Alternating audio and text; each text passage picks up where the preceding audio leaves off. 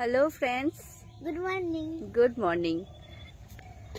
কেমন আছো তোমরা সবাই? আশা করছি সবাই খুব ভালো আছো, আমিও ভালো আছি। তো শীতের সকালে আমার মেয়ে ঘুম থেকে উঠে পড়েছে, ব্রাশ করছে, ওকে নিয়ে একটু বাইরে এলাম।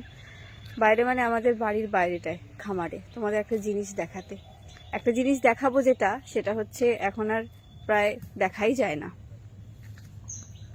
এই যে দেখো,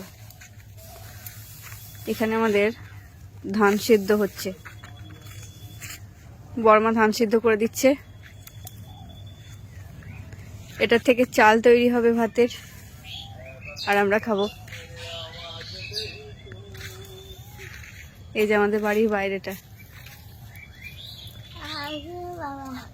বর্মা কতদিন পর করছো ধান সিদ্ধ? হ্যাঁ, বহুত দিন পর না? এখন উঠেই গেছে। এখন সবাই চাল কিনেই খায়, আমরাও তাই। এবার আমার শ্বশুরের ইচ্ছে গেছে যে বাড়ির চাষের ধানটা সিদ্ধ করে চাল তৈরি করে আমরা ভাত খাবো। আগে যখন ছোট ছিলাম আমার বাবাও ধান সিদ্ধ করতো, আর ওখানে ডিম আলু আমরা দিয়ে আসতাম ওই ধান সিদ্ধর জায়গাটাতে, মানে কড়াই করে করতো। এটা একটা ট্রে মতন আমার শ্বশুরবাড়ি, এখানে এটাকে নৌকা বলছে ওরা, শুনছি। আমার বাবা ধান সিদ্ধ করতো কড়াইয়ে করে, তো ওই কড়াইতে আমি ডিম আলু দিয়ে আসতাম, সিদ্ধ করে দিত, ওগুলো আমরা খেতাম। ওটার একটা আলাদা রকম টেস্ট ছিল। আর এই দেখো, আমাদের বাড়ির ভিতরে এক টুকরো জায়গা রেখেছে, মানে একদম আমার জানালার পাশেই। এখানে আমাদের ওই বাড়িতে খাওয়ার মতো টুকটাক কিছু কিছু, মানে এই শীতকালটায় সবজি চাষ করা হয় আমাদের বাড়িতে খাবার মতন। এখানে ধনেপাতা, পালং শাক, কপি, টমেটো ইত্যাদি চাষ করা হয়েছে। আগে যখন সেজ কাকু ছিল, গাছ পরিচর্যাগুলো ওই কাকুই করতো, কিন্তু এখন আর নেই, আমরাই সবাই মিলে করি। আর এই যে দেখতে পাচ্ছ কাঁঠাল গাছটা, এই কাঁঠাল গাছটায় দুবার ফলটা হয়।